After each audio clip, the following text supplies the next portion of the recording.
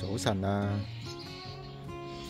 遊完呢個外牆之後呢，大家見到啊都幾靚仔啊！咁啊可以睇翻我之前條片嘅，咁啊其實好簡單嘅。OK， 咁而家要做咩呢？就係下一步呢，就係要整一個種蔬菜水果嘅架啦。咁而家呢，我就係淨係買咗呢啲盤啦。咁啊就咁放喺度嘅，咁呢度種葱啦、生菜啦，咁呢度咧就有其他植物嘅，咁啊即係發咗少少芽啦，但係就唔係好多，咁同埋呢度都有啲啦，咁我就諗住咧就係用下邊嗰啲架啦，搭一個3層高嘅架啦，咁就愛嚟搭翻上去啦，咁就唔使呢度有一啲，嗰度有一啲啦。咁樣啦，同埋大家就可以擠喺一個位度，可以曬到太陽啦。咁主要係咁樣啦。咁我嘅構思就都會係呢個位嘅，呢個位同鄰居係隔離啦，但係就我哋曬到太陽嘅時間都幾多嘅。即係如果夏天嚟講啊，好似而家咁樣啊，4、5月開始咧就已經係曬到由11點零鐘曬到去4、5點㗎。3、4點啦，4、5點就佢已經褪咗出去另外一邊啦，咁都曬到5、6個鐘㗎。咁咁啱我呢度有個水喉啦，咁就即係淋花亦都方便啦，同埋呢度即係如果有啲水啊，可以射翻落去呢棵樹嗰度啦。OK， 咁下邊有啲去水位啦，咁都 OK 啦。咁主要係咁樣啦，咁其實都好簡單嘅。OK， 咁呢個就做底啦。跟住呢個咧就係呢兩個咧就做第2層、第3層啦。好啦，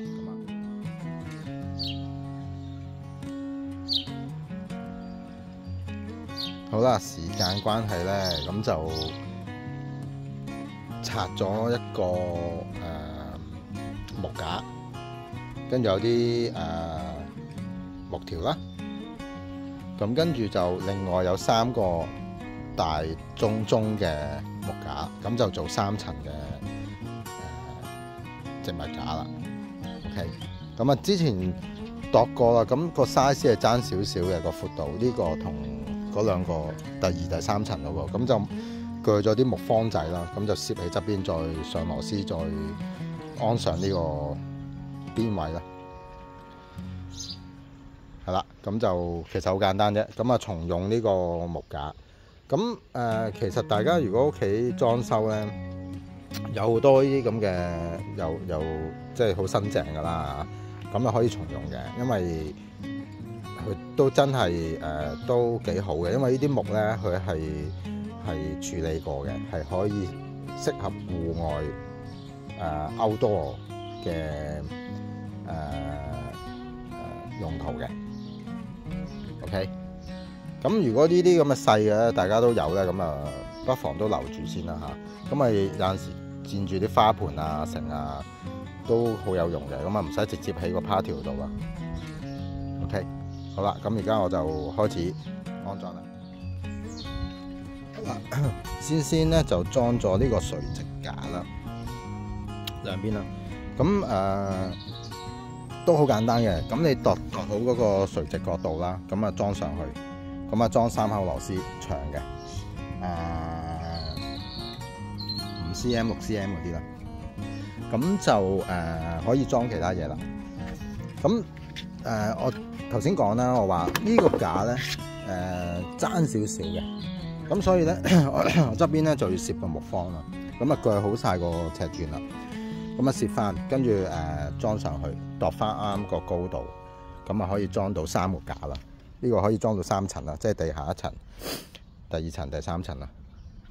OK， 咁裝好晒之後咧打磨，跟住我會做一個防水嘅效果嘅，咁單做俾大家睇。好啦，咁而家2個層架就裝好咗啦。咁啊每邊都大三粒螺絲啦，呢啲3口嘅啦，長身嗰啲啦。咁下邊咧就再加多一粒啦，4口啦。OK， 咁左右都做咗噶啦。咁而家咧就加裝一條斜嘅木啦，咁啊連貫三個架啦，咁3個層架啦，咁穩陣啲啦，同埋好睇啲啦。好啦，咁呢個就簡單啲啦，因為你呢個架已經做咗個型出嚟啦嘛，已經其實都穩陣噶，你唔加都得嘅。不過加咗咧就再穩陣啲，同埋唔會話有風啊咁啊搖嚟搖去咁樣咯。好啦，咁啊製作起呢個架啦。咁其實都唔係太難嘅，總之你有晒啲材料咧就得噶。咁而家好穩陣啊！如果加埋前面呢個木方咧，咁就好穩陣啊！即係你呢度撳落去都撳唔到啊！頭先撳落去都有啲搖嘅。咁啊打橫就係會，如果你打橫搖就會有啲 shake 啦。咁但係都 OK 啊！嗱，如果你想打橫都唔搖咧，就後邊打直咧，加多咁樣打斜啊，咁樣打個交叉啦，或者咁樣打橫再裝多張，咁就唔會咁搖噶啦。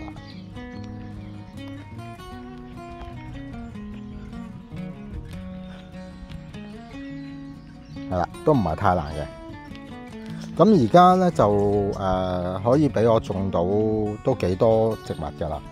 咁下一步係咩咧？首先做一個防水嘅動作啦。咁就係咩咧？揾個火槍周圍咁燒下啦，跟住打磨翻，咁就得噶啦。咁啊都唔使油噶啦。咁如果唔係咧，你其實亦都可以唔使理佢嘅，因為呢啲木本身都係戶外嘅。咁但係咧，你就要打磨下啦，因為都好多木碎嘅木杉出嚟。頭先都杉咗幾下，咁大家自己鋸木咧就一定要戴手套啦，戴啲厚身啲嘅手套啦，係啦。咁如果你燒一燒佢，做一個防水，燒一燒佢打磨，跟住做一個防水咧就會好啲啦。咁襟用少少啦。好啦，做防火就係用呢個咁嘅嘢啦，噴槍啦。咁其實大家屋企都有噶啦。咁開咗佢先，嗱，咁有火噶啦，大家唔知有冇？應該都見唔到啊！咁樣燒俾大家，咁樣啦。咁輕輕辣一辣得噶啦。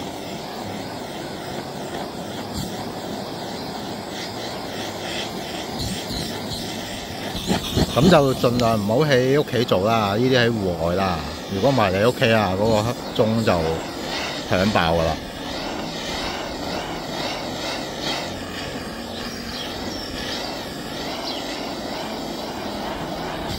咁樣做完之後咧，就再揾砂紙輕輕散一散啦，尤其是嗰啲邊位啦。嗱，邊度唔夠咧就補一補。嗱，我都要小心啲啊。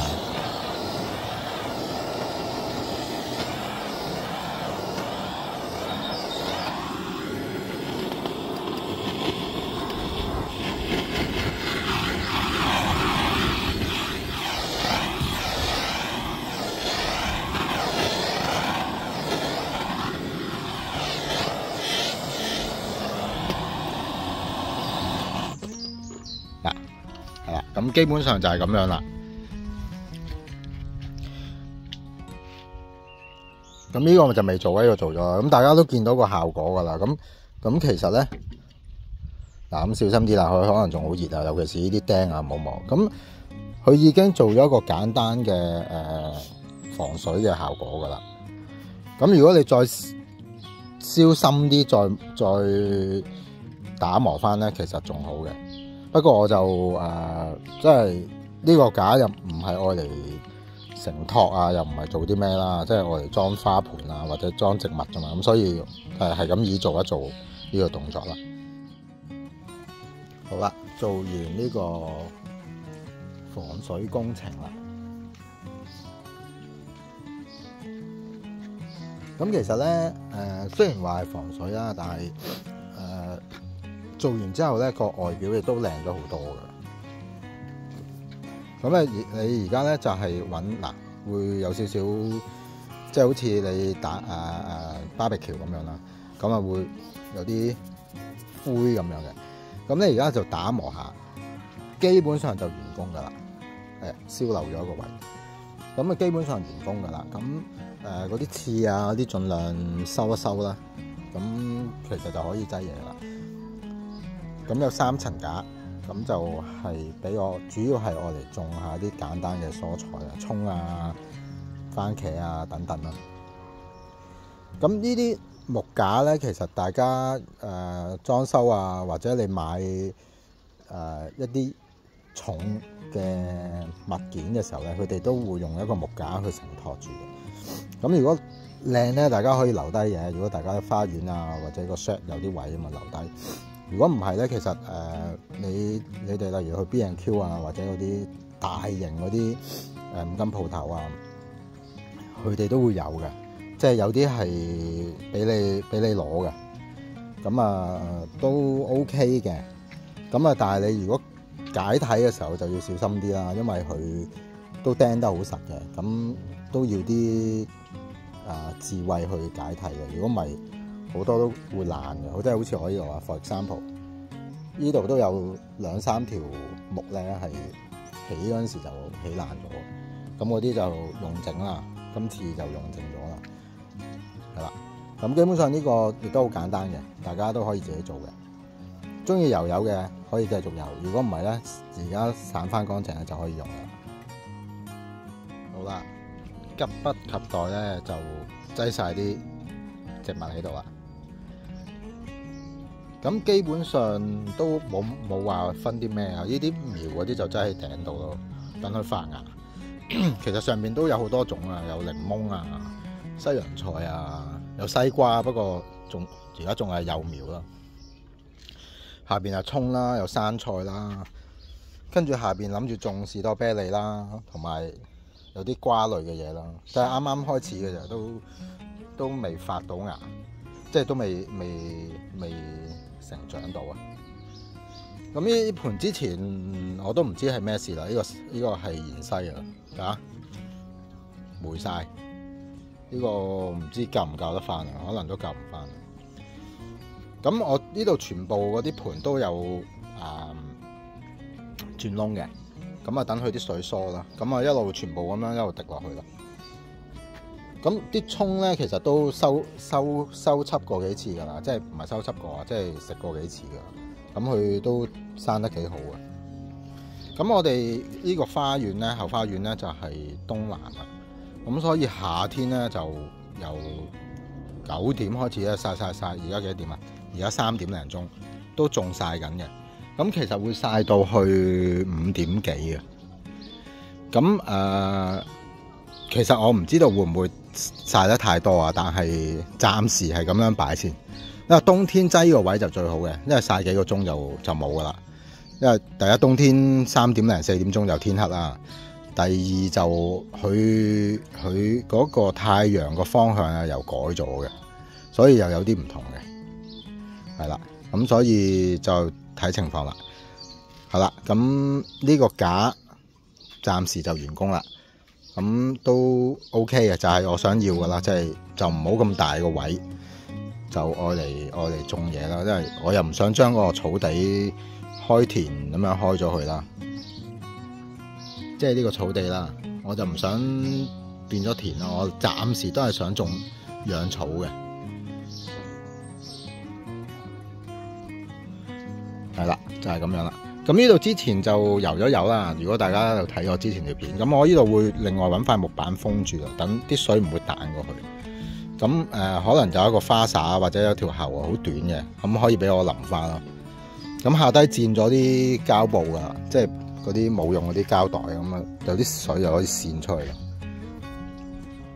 OK，咁好啦，咁呢個分享就咁多啦，多謝大家。